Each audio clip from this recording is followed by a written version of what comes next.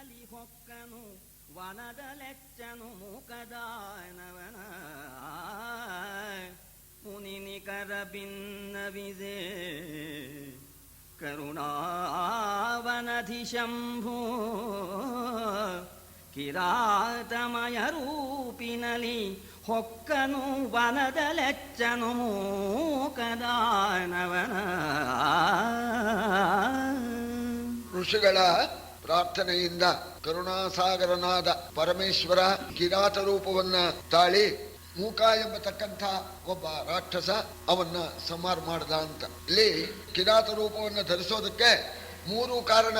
ಒಂದು, ಆ ಋಷಿಗಳು ಅರ್ಜುನ ತಪೋಜ್ವಾಲ ಹೆಚ್ಚಾಗಿದೆ, ನಮ್ಮ ಹತ್ರ ನಿರ್ವಾಹ ಮಾಡೋಕ್ಕಾಗೋದೇ ಇಲ್ಲ, ನೀನು ಕೊಟ್ಟ ಜಾಗ ಅಂತ ನಾವು ಇಲ್ಲಿ ತಪಸ್ ಮಾಡ್ತಾ ಇದ್ದೇವೆ. ವಾಸ್ತವವಾಗಿ ನಾವು ಒಬ್ಬರ ಮೇಲೆ ಹೊಟ್ಟೆಗಿಚ್ಚಿಗೆ ನಾವು ಹೇಳ್ತಾ ಇಲ್ಲ. ಅವನ ಆ ತಪೋಜ್ವಾಲ ಎಂಬತಕ್ಕಂಥ ಆ ಉರಿಯ ಸೂತಕ ನಮಗೆ ಇಟ್ಕೊಂಡ್ಬಿಟ್ಟಿದೆ. ಅದು ಪರಿಹಾರವಾದರ್ತು ನಮ್ಮ ನಿತ್ಯ ಕರ್ಮ ಮಾಡೋ ಹಾಗಿಲ್ಲ ಅಂತ. ಆಗ ಅರ್ಜುನ ಅಂತ ಗೊತ್ತಾಯ್ತು. ತಪಸ್ಸಿಂದ ಏನೋ ಅರ್ಜುನ ಪರಮೇಶ್ವರನನ್ನ ಮೆಚ್ಚಿಸ್ಬಿಟ್ಟಿದ್ದಾನೆ. ಪಾಶುಪತಾಸ್ತ್ರಕ್ಕಾಗಿ ಅವನು ತಪಸ್ ಮಾಡ್ತಾ ಇದ್ದಾನೆ. ಪಾಶುಪತಾಸ್ತ್ರವನ್ನ ಕೊಡಬೇಕಾದ್ರೆ ಅದನ್ನು ಹಿಡಿಯತಕ್ಕಂತಹ ಯೋಗ್ಯತೆ ಇದೆಯಾ ಇಲ್ವೇ ಅಂತ ಅನ್ನೋದನ್ನ ಪರೀಕ್ಷೆ ಮಾಡಿ ಕೊಡಬೇಕು. ಸುಮ್ಮನೆ ಪಾಶುಪತಾಸ್ತ್ರನ ಯಾರಿಗೂ ಕೊಡೋ ಹಾಗಿಲ್ಲ. ಪರಮೇಶ್ವರ ಸರ್ವಜ್ಞ, ಅವನಿಗೆ ಗೊತ್ತಿರಬಹುದು.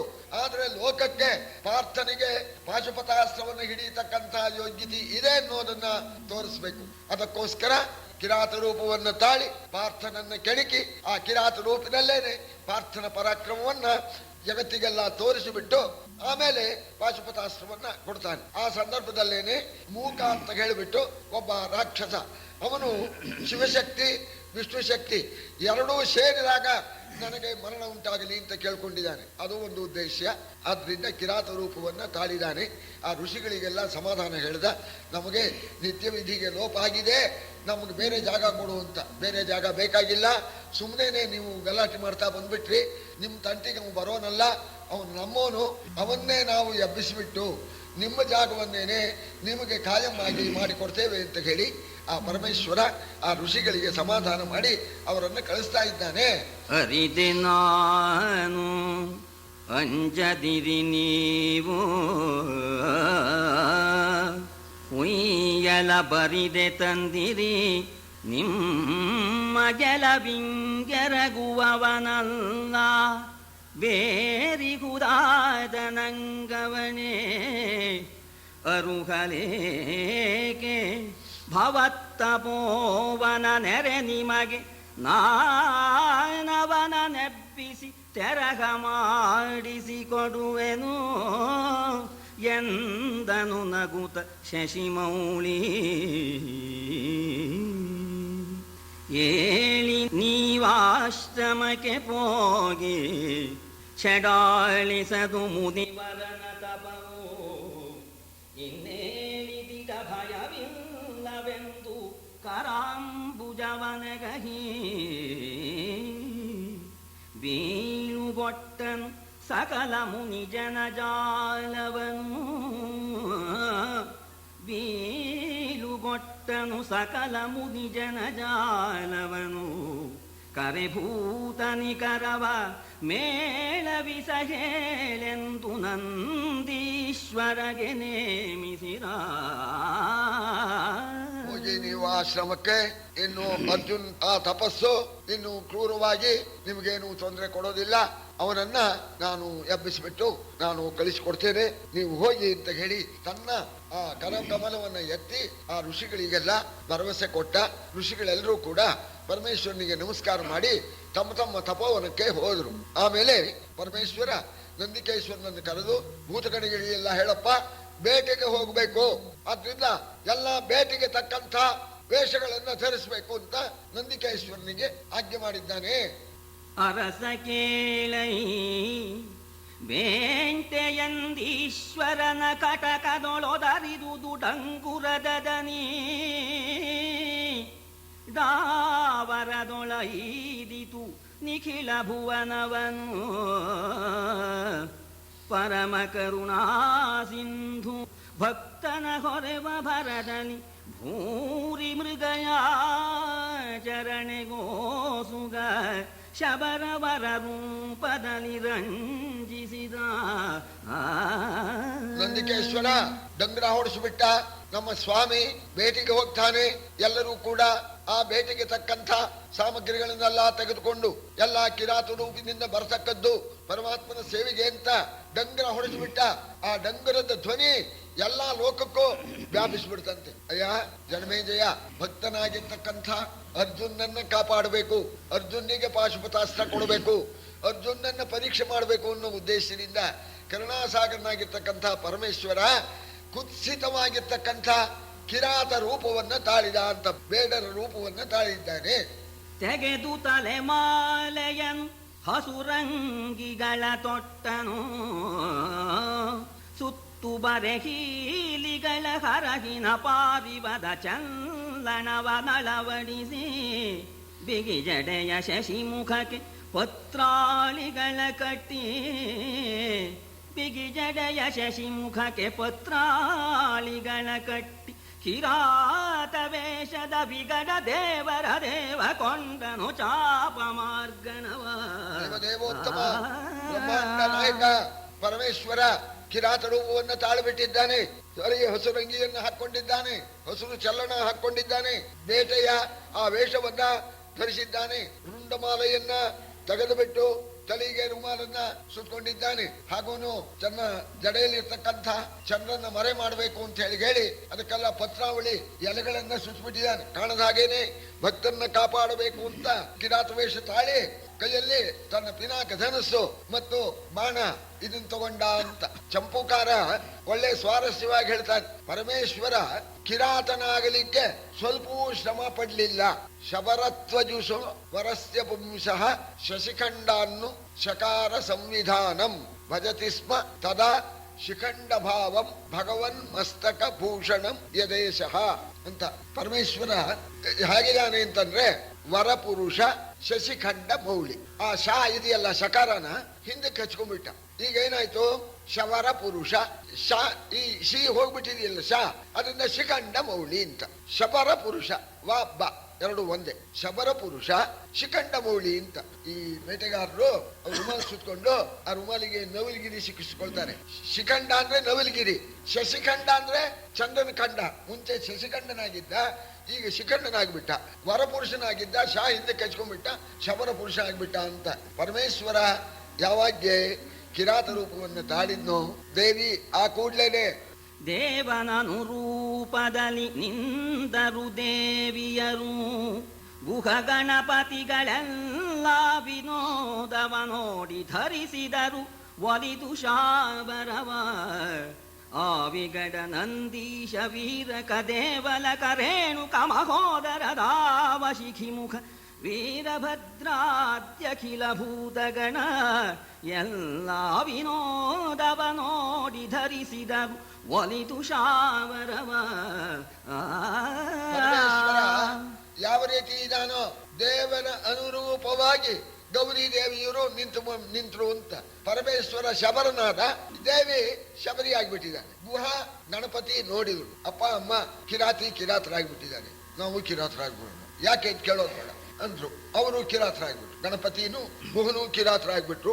ಆಮೇಲೆ ಈ ಪ್ರಮಥ ಗಣಗಳಿದೆಯಲ್ಲ, ವಿಗಳ, ನಂದೀಶ, ವೀರಕ, ದೇವಲಕ, ರೇಣುಕ, ಮಹೋದರ, ವೀರಭದ್ರ ಮೊದಲಾಗಿರ್ತಕ್ಕಂಥ ಸಮಸ್ತರೂ ಕೂಡ ಪರಮೇಶ್ವರ ಕಿರಾತ ರೂಪ ತಾಳಿದಾನೆ. ಆದ್ರಿಂದ ನಾವು ಕೂಡ ಅವನ ಸೇವೆ ಮಾಡೋದಕ್ಕೋಸ್ಕರ ಕಿರಾತರಾಗಬೇಕು ಅಂತ ಎಲ್ಲರೂ ಕೂಡ ಕಿರಾತರಾಗಿದ್ದಾರೆ. ಅರಸ ಕೇಳೈ ಸಪ್ತ ಮಾತೃಕೆಯರು ಮಹೋಪನಿಷನ್ನಿತಂ ವಿಧಿಯರು, ದಿಶಾದೇವಿಯರು ಶ್ರುತಿ ವಿದ್ಯಾದಿಶಕ್ತಿಯರು, ಉರಗಿಯರು ವಿದ್ಯಾಧರಿಯರಪ್ಸರಿಯರು, ಔಷಧ ಮಂತ್ರ ದೇವತೆಯರು, ಪುಳಿಂದಿಯರಾಯಿತು ಪರಮೇಶ್ವರಿಯ ಬಳಸಿನಲಿ. ಪರಮೇಶ್ವರಿ ಕಿರಾತ ರೂಪವನ್ನ ತಾಳೋಣ. ಸಮಸ್ತ ದೇವತೆಯರು ಅಂತ ಸಪ್ತ ಮಾತೃಕೆಯರು, ಬ್ರಾಹ್ಮಿ ಮಾಹೇಶ್ವರಿ ಚೈವ ಅಂತ ಸಪ್ತ ಮಾತೃಕೆಯರು, ಈ 8 ದಿಕ್ಕಿನ ದೇವತೆಯರು ಮತ್ತು ಸಮಸ್ತ ಉಪನಿಷತ್ತುಗಳು ವೇದಗಳು ಎಲ್ಲ ಪಾರ್ವತಿ ಕಿರಾತಿ ರೂಪವನ್ನು ತಾಳೋಣ. ಸಮಸ್ತರೂ ಕೂಡ ನಿಶಾದೇವಿಯರು, ಶ್ರುತಿ ವಿದ್ಯಾದಿ ಶಕ್ತಿಯರು, ಉರಿಗಿಯರು, ವಿದ್ಯಾಧರಿಯರು ಸಮಸ್ತರು ಕೂಡ ಕಿರಾತರಿಯರಾಗ್ಬಿಟ್ಟಿದ್ದಾರೆ. ಇದೊಂದು ಕೈರಾತ ವಿಭ್ರಮ ಅಂತ, ಕೈರಾತ ವಿಲಾಸ ಅಂತ. ಇದು ಸಾಮಾನ್ಯವಲ್ಲ. ಏನೇನು ಸ್ತ್ರೀಲಿಂಗ ಇದೆಯೋ ಎಲ್ಲ ಕಿರಾತರಿಯರಾಗಿ ಆ ಪರಮೇಶ್ವರಿಯ ಸುತ್ತಲೂ ಕೂಡ ನಿಂತಿದ್ದಾರೆ. ಶ್ರುತಿಗಳೂಳಿಗ ತರ್ಕಶಾಸ್ತ್ರದ ಗತಿಯ ಸೋಹಿನ ಮಂತ್ರಮಯ ಸಂತತಿಯ ಸೊಂಪಿನ ವಿವಿಧ ಜಪಯಜ್ಞಾದಿಗಳ ಬಲೆಯ ವ್ರತದ ಜಂತ್ರದ ಕಂಡಿಗಳ ಸತ್ಕೃತಿಯ ಕೋಲ್ಗುಂಡುಗಳ ಯೋಗ ಸ್ಥಿತಿಯ ಸರಳಿನ ಶಬರರೈದಿತು ಶಿವನ ಬಳಸಿನಲಿ. ವರ್ಣನೆ ಮಾಡ್ತಾರೆ. ಆ ವೇದಗಳು ಇದೆಯಲ್ಲ, ವೇದಗಳು ವಿಶ್ವ ನಿಗಮ ವಿಶ್ವಕದ್ರುಭಿಹಿ ನಾಯಿ ಆಯ್ತಂತೆ. ಆ 4 ವೇದಗಳು ಬೇಟೆಗೆ ಸಹಕರಿಸೋದಕ್ಕೋಸ್ಕರ 4 ನಾಯಿ ಆಯ್ತು ಅಂತ. ಹೀಗೇನೆ ಎಲ್ಲವನ್ನೂ ಕೂಡ ಆ ವೇದಗಳು, ಶಾಸ್ತ್ರಗಳು, ಯಜ್ಞ, ಯಾಗ ಮುಂತಾದ್ದೆಲ್ಲವೂ ಕೂಡ ಈ ಬೇಟೆ ಸಲಕರಣೆ ಆಯ್ತು ಅಂತ.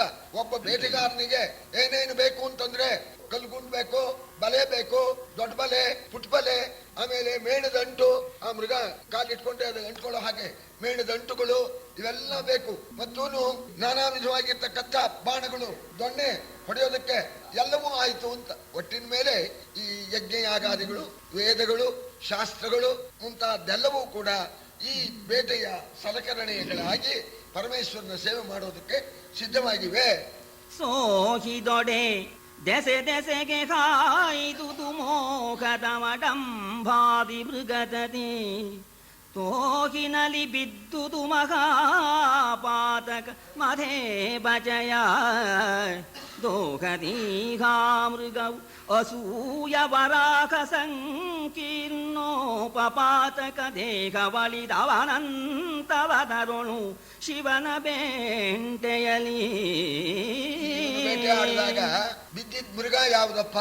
ಪರಮೇಶ್ವರ ಬೇಟೆಗೆ ಹೊರಟಿದ್ದಾನೆ. ವೇದ, ಉಪನಿಷತ್ತು, ಯಜ್ಞ, ಯಾಗ ಬೇಟೆಯ ಸಾಮಗ್ರಿ ಆಗಿದೆ. ಸೋ ಮಾಡ್ಕೊಂಡು ಹೋದಾಗ ಏನಾಯ್ತು? ಯಾವುದು ನಾಶವಾಯ್ತು ಅಂತಂದ್ರೆ ಇಲ್ಲಿ ಮೃಗ ನಾಶವಾಯ್ತು.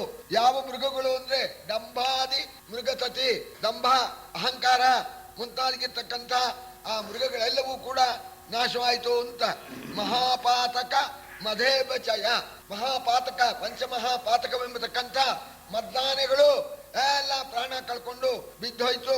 ಅಸೂಯೆ ಎಂಬತಕ್ಕಂಥ ಹಂದಿಗಳು ಬಿದ್ದೋದವು ಅಂತ. ಈ ರೀತಿ ಪರಮೇಶ್ವರ ಬೇಟೆಗೆ ಬಂದಾಗ ಎಲ್ಲ ಪಾಪವೆಲ್ಲ ನಾಶವಾಯಿತು ಅಂತ. ಪರಮೇಶ್ವರ ಯಾವ ರೂಪದಿಂದ ಬಂದ್ರೇನು? ಜಗತ್ತಿನ ಕಲ್ಮಶ ಪಾಪ ಎಲ್ಲ ನಾಶವಾಯಿತು. ಜಯ ಜಯಂದುದು ನಿಖಿಲ ಜಗ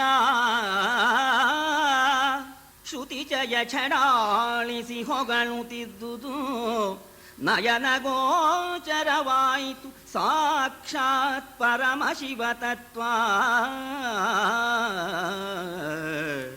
ಲಯದ ಜನನದ ಸುಳಿಯ ಸಂಸ್ಕೃತಿಮಯ ಸಮುದ್ರವ ಸುರಿದು ಸಲೆ ನಿರ್ಭಯವು ಭಕುತರಿಗೆಂಬವನು ಮಸಗಿತು ಮಹಾಸಬುದ. ಜಯ ಅಂತ ಹೇಳಿ 14 ಲೋಕದವರು ಜೈ ಜೈಕಾರ ಮಾಡ್ತಾ ಇದ್ದಾರೆ, ಪರಮೇಶ್ವರನನ್ನ ಕೊಂಡಾಡ್ತಾ ಇದ್ದಾರಂತೆ. ವೇದಗಳೆಲ್ಲವೂ ಕೂಡ ಆ ಪರಮೇಶ್ವರನನ್ನ ಸ್ತೋತ್ರ ಮಾಡ್ತಾ ಇದೆಯಂತೆ. ಎಲ್ಲ ದೇವತೆಗಳೆಲ್ಲ ಹೇಳ್ತಾ ಇದ್ದಾರೆ, ನಮಗೆ ಆ ಸಾಕ್ಷಾತ್ ಪರಮಶಿವ ತತ್ವ ಗೋಚರವಾಯಿತು, ನಾವು ಧನ್ಯರಾದ್ವಿ. ಇಲ್ಲಿಂದ ಮುಂದೆ ಈ ಮಾತನ್ನ ಆ ಬೇಟೆಗೆ ಹೊರಟಾಗ ನಾನಾ ವಿಧವಾಗಿರ್ತಕ್ಕಂಥ ಆ ವಾದ್ಯಗಳನ್ನ ಬಾರಿಸ್ತಾ ಇದ್ದಾರೆ. ಆ ವಾದ್ಯಗಳಲ್ಲಿ ಶಬ್ದ ಹೊರಡ್ತಾ ಇದೆ. ಆ ಶಬ್ದ ಏನ್ ಹೇಳುತ್ತೆ ಅಂದ್ರೆ, ಇದು ಒಂದು ಕವಿಯ ಒಂದು ಕಲ್ಪನೆ. ಲಯದ ಜನನದ ಸುಳಿಯ ಸಂಸ್ಕೃತಿ. ಈ ಸಂಸಾರ, ಸಂಸಾರ ಅಂತಂದ್ರೆ ಏನಪ್ಪಾ ಅಂದ್ರೆ, ಈ ಸಂಸಾರದಲ್ಲಿ ತೆರೆ ಯಾವುದಪ್ಪ ಅಂದ್ರೆ ಲಯ ಜನನ ಅಂತ. ಪುನರಪಿ ಜನನಂ ಪುನರಪಿ ಮರಣಂ ಪುನರಪಿ ಜನನಿ ಜಠರೇ ಶಯನ ಸಾರೆ ಖಲು ದುಸ್ತಾರೆ ಕೃಪಯಾ ಪಾರೆ ಪಾಹಿ ಮುರಾರೆ. ಇದೇನೆ ಈ ಸಮುದ್ರ, ಸಂಸಾರ ಸಮುದ್ರದಲ್ಲಿ ತೆರೆ ಯಾವುದಪ್ಪ ಅಂತಂದ್ರೆ ಹುಟ್ಟೋದು ಸಾಯೋದು, ಸಾಯೋದು ಯಾತಕ್ಕೆ? ಹುಟ್ಟೋದಕ್ಕೆ, ಹುಟ್ಟೋದು ಯಾತಕ್ಕೆ? ಸಾಯೋದಕ್ಕೆ. ಇಷ್ಟೇ ಪ್ರಯೋಜನ ಸಂಸಾರ ಅಂದ್ರೆ. ಇಂಥ ಸಂಸಾರ ಸಮುದ್ರ ಬತ್ತೋಯ್ತು. ಸಂಸಾರ ಸಮುದ್ರವನ್ನ ಈಡಾಡ್ಬಿಡುತ್ತೆ ಈ ಶಿವ ಸಾಕ್ಷಾತ್ ತತ್ವ. ಸಂಸಾರ ಸಮುದ್ರವನ್ನ ಬತ್ತಿಸಿ ಬಿಡುತ್ತೆ. ಇನ್ನು ಸಂಸಾರಕ್ಕಾಗಿ ಯಾರು ಹೆದರಬೇಕಾದಿಲ್ಲ ಅಂತ ಆ ಡಂಗರ ಧ್ವನಿ ಹೇಳ್ತಾ ಇದೆಯೋ ಅನ್ನೋ ಹಾಗೆ 14 ಲೋಕವನ್ನು ಕೂಡ ವ್ಯಾಪಿಸಿಬಿಟ್ಟಿದೆ ಶಬ್ದ.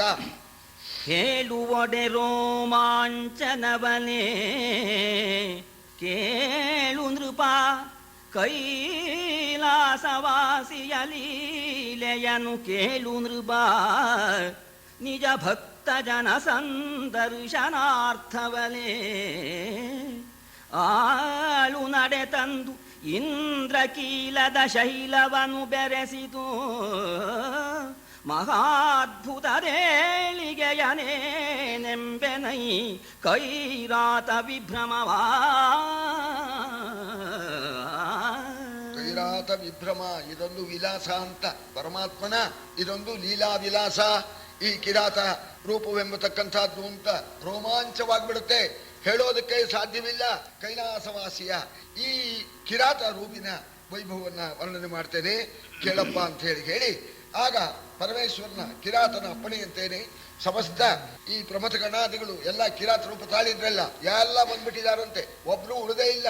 ಬೇಟೆ ಸಾಮಗ್ರಿ ಸಮೇತವಾಗಿ ಇಂದ್ರಕೀಲ ಬೆಟ್ಟದಲ್ಲಿ ಬಂದು ನೆಲೆಸ್ಬಿಟ್ಟಿದೆಯಂತೆ. ಆಗ ಪರಮೇಶ್ವರ ಮುಂದೆ ಪರೀಕ್ಷೆ ಮಾಡಿ ಅರ್ಜುನಿಗೆ ಪಾಶುಪತ ಕೊಡಬಹುದೇ ಬಿಡಬಹುದೇ ಅಂತ ಪರೀಕ್ಷೆ ಮಾಡಬೇಕು. ಬರೀ ಈ ಪೇಪರಿನ ಪರೀಕ್ಷೆ ಅಲ್ಲ, ಪ್ರಾಕ್ಟಿಕಲ್ ಅಂತ ಪರೀಕ್ಷೆ ಮಾಡ್ತಾರೆ.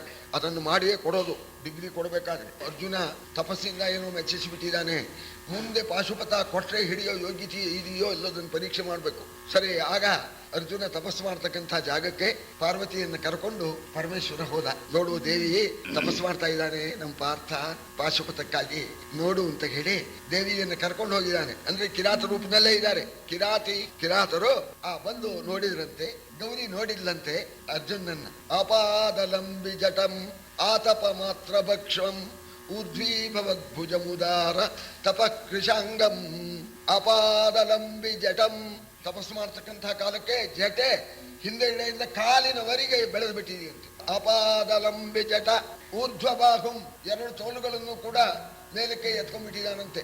ಆತಪ ಮಾತ್ರ ಭಕ್ಷಂ ಆಹಾರ ಯಾವುದಪ್ಪ ಅಂದ್ರೆ ಬಿಸಿಲು ಗಾಳಿ ಇದನ್ನೇ ಕುಡ್ಕೊಂಡಿದ್ದಾನಂತೆ ನಿರಾಹಾರ ಅಂತ. ಆತಪ ಮಾತ್ರ ಭಕ್ಷಂ ಊರ್ಧ್ವೀಭವದ್ಭುಜಂ ಉದಾರ ತಪ ಕೃಶಾಂಗಂ. ಅಂಥ ತಪಸ್ಸು ಯಾರಿಗೂ ಮಾಡೋಕ್ ಸಾಧ್ಯವಿಲ್ಲ. ಅಂಥ ತಪಸ್ಸನ್ನ ನಿರಾಹಾರವಾಗಿ ಮಾಡಿದ್ದಾನೆ. ದೇಹಗಳೆಲ್ಲವೂ ಕೂಡ ಸೊರಗಿ ಬಿಟ್ಟಿದೆಯಂತೆ, ಕೃಶವಾಗಿ ಬಿಟ್ಟಿದೆಯಂತೆ ಆ ಅರ್ಜುನನ ಅಂಗಾಂಗಗಳೆಲ್ಲ. ಅವನ್ನ ನೋಡಿ ಗೌರಿಗೆ ಬಹಳ ಸಂಕಟವಾಗಿಬಿಡ್ತಂತೆ, ಎಷ್ಟು ಸೊರಗಿ ಬಿಟ್ಟಿದ್ದಾನೆ ಅಂತ. ದೃಷ್ಟಾನುಗೃಹ್ಯ ಕುರುವೀರ ಮುನೀಂದ್ರಮೇನಂ. ಆಗ ದೇವಿ ತನ್ನ ಕರುಣೆಯಿಂದ ನೋಡಿದ್ಲಂತೆ. ಆ ಸೊರಗಿರ್ತಕ್ಕಂಥ ಆ ದೇಹ ಸ್ವಲ್ಪ ಪುಷ್ಟಿ ಆಗಲಿ ಅಂತ ಕರುಣೆಯಿಂದ ನೋಡ್ಬಿಟ್ಟು ದೃಷ್ಟ್ಯಾನುಗೃಹ್ಯ ಕುರುವೀರ ಮುನೀಂದ್ರ ಬೇನಂ ಶ್ರೇಧಾ ಬಭೂವ ಸುತವತ್ಸಲತ ಭವಾನ್ಯಾಹ. ಈಶ್ವರನ್ ಹೇಳಿದ್ಲಂತೆ, ಭವಾನಿ ಪರಮೇಶ್ವರ ಇದುವರೆಗೆ ನಂಗೆ 2 ಮಕ್ಕಳಿದ್ರು, ನೀವು ನನ್ನ 3ನೇ ಮಗ ಅಂತ ಹೇಳಿಬಿಟ್ಟು ಆ ಅರ್ಜುನನ ಮೇಲೆ ಶ್ರೇಧಾ ಬಭೂವ ಸುತವತ್ಸಲತ ಭವಾನ್ಯಾಹ. ಅಮ್ಮನಿಗೆ ಜಗದಂಬೆಗೆ ಪುತ್ರ ಪ್ರೀತಿ ಉಂಟಾಯ್ತು. 2 ನಂಗೆ 3 ಜನ ಮಕ್ಕಳು ಅಂತ ದೇವಿ ಹೇಳಿದ್ಲು ಅಂತ. ಇಂಬಿನಲ್ಲಿಹ ಮೂಕದಾನವನೆಂಬನೊಬ್ಬನು ತನ್ಮಹಾದ್ರಿನಿತಂಬವನದ ನಿಕುಂಜದಲ್ಲಿ ನಿರ್ಭಯ ವಿಹಾರದಲ್ಲಿ ಚುಂಬಿಸಿತು ಬಲುರಭಸವೆನೆ ವಿಲಯಾಂಬುಧಿಯ ಕಳಕಳವನು ಅಮರರ ತಿಂಬೆನೀ ಕ್ಷಣವೆನುತ ಖಳನಾಲಿಸಿದನಾಧ್ವನಿಯ. ಇಂದ್ರಕೀಲ ಬೆಟ್ಟದಲ್ಲಿ ಏನು ದೊಡ್ಡ ಕಾಡು, ಯಾರು ಬರೋ ಹಾಗಿಲ್ಲ, ಮನುಷ್ಯ ಸಂಚಾರವಿಲ್ಲ. ಅಂತಹ ದೊಡ್ಡ ಕಾಡು. ಆ ಕಾಡಿನಲ್ಲಿ ಒಂದು ಗುಹೆ. ಆ ಗುಹೆ ಒಳಗೆ ಮೂಕ ಎಂಬತಕ್ಕಂತ ಒಬ್ಬ ರಾಕ್ಷಸ ಮಲ್ಕೊಂಡ್ಬಿಟ್ಟಿದ್ದಾನೆ. ನಿದ್ದೆ ಹೊಡಿತಾ ಇದ್ದಾನೆ. ಈ ಕಿರಾತರ ಪಡೆ ಹೋಯ್ತಲ್ಲ, ಏನು ವಾದ್ಯಗಳನ್ನು ಮಾಡಿಸ್ಕೊಂಡು ಈ ಕೋಲಾಹಲ ಅವನ ಕಿವಿಗೆ ಬಿತ್ತು. ಎಚ್ಚರವಾಗ್ಬಿಡ್ತು. ನಿದ್ದೆ ಮಾಡೋದಕ್ಕೆ ಆಗ್ಲಿಲ್ಲ. ಅವನಿಗೆ ಮಹಾಕೋಪ ಉಂಟಾಯ್ತು. ದೇವತೆಗಳು ಈ ಗಲಾಟೆಗೆ ಕಾರಣರಾಗಿದ್ದಾರೆ. ದೇವತೆಗಳನ್ನೆಲ್ಲ ತಿಂದು ಬಿಡ್ತೇನೆ, ಮೊದಲು ದೇವತೆಗಳನ್ನ ತಿಂದು ಆಮೇಲೆ ಬಾಕಿಯವರನ್ನು ತಿಂತೇನೆ ಅಂತ ಆ ಮೂಕಾಸುರ